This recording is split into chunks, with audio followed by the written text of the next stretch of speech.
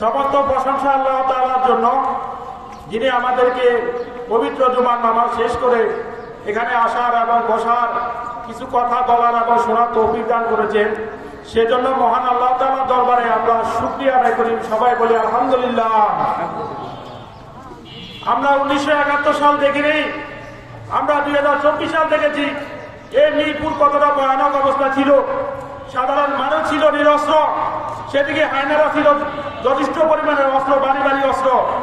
এই নিরস্ত্র অস্ত্র নিয়ে আমরা যেভাবে রুখে দিয়েছি স্বৈরাচার হাসিনাকে, আমরা সেই জুলাই স্মৃতিচারণ উপলক্ষে আজকে সবাই একত্রিত হয়েছি সেই মিরপুরের মাঠে।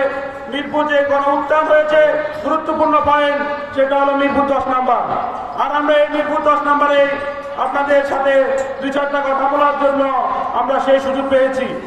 সম্মানিত উপস্থিতি, আপনারা দেখেছেন কি পরিমাণে দেশের অত্যাচার, নির্যাতন, জুলুম। মানুষকে মূল্যায়ন করতো না, কথা বলার স্বাধীনতা ছিল না, একটা ফেসবুক পোস্ট করার জন্য সেই স্বাধীনতা ছিল না। আজকে আমরা সেই স্বাধীনতা পেয়েছি, আমরা কথা বলতে পেরেছি। আজকে এখানে দাঁড়ায় আমরা কথা বলা সেই সাহসটুকু পেয়েছি।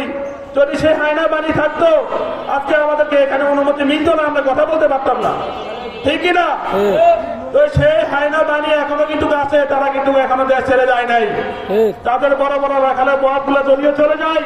তাদের এখনো অসংখ্য নেতা কর্মী এখনো দেশে আছে, তারা প্রতি মুহূর্তে চক্রান্ত করে যাচ্ছে। সম্মানিত উপস্থিতি, একটা কথাই বলবো, স্বাধীনতা অর্জন, সেই স্বাধীনতা রক্ষা করা কঠিন। আর এই স্বাধীনতা আমরা অর্জন করছি ঠিকই, কিন্তু এর স্বাদ আমরা গ্রহণ করতে হবে।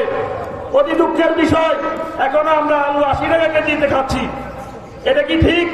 স্বাধীনতার স্বাদ কি এটা হয়? আমরা কি আসলে আমাদের ন্যায্য মূল্য পাচ্ছি, আমাদের অধিকার পাচ্ছি? আমরা কোথায় আজকে আমাদের অধিকার এখনো পাই নাই। যে কোটা সংস্কার আন্দোলন নিয়ে আন্দোলন হয়েছে, সেই কোটা কি আসলে সংস্কার হয়েছে? আসলে কিন্তু হয় নাই। তাহলে আমরা কি করতে হবে? আরো ঐক্যবদ্ধ থাকতে হবে। আমাদের আবার ডাক আসতে পারে, আমরা আবার লড়তে হবে। এই দেশের জন্য লড়তে হবে। আমাদের দেশে বিদেশে সকল প্রকার ষড়যন্ত্র অব্যাহত আছে। আমাদের এই সকল অব্যাহত ষড়যন্ত্র থেকে রুখে দেওয়ার জন্য আমাদের সবাইকে ঐক্যবদ্ধ থাকতে হবে। আমাদের মিরপুরের মাঠে যারা আছে, ছাত্র যুব গণ অধিকার, সবাইকে আমাদের ঐক্যবদ্ধ থাকতে হবে, যাতে করে কানাডার বাহিনী, সেই স্বৈরাচার বাহিনী আবার আমাদের মাঝে ফিরে না আসতে পারে, ঠিক কিনা সবাই বলেন? এই জন্য সবাই ঐক্যবদ্ধ থাকতে হবে, দলবদ্ধ থাকতে হবে, তাহলে কোনো বাহিনী আমাদেরকে আর রুখে দিতে পারবো না ইনশাআল্লাহ। এই বলে আমার বক্তব্য শেষ করলাম। সবাই ভালো থাকবেন, সুস্থ থাকবেন। আসসালামু আলাইকুম।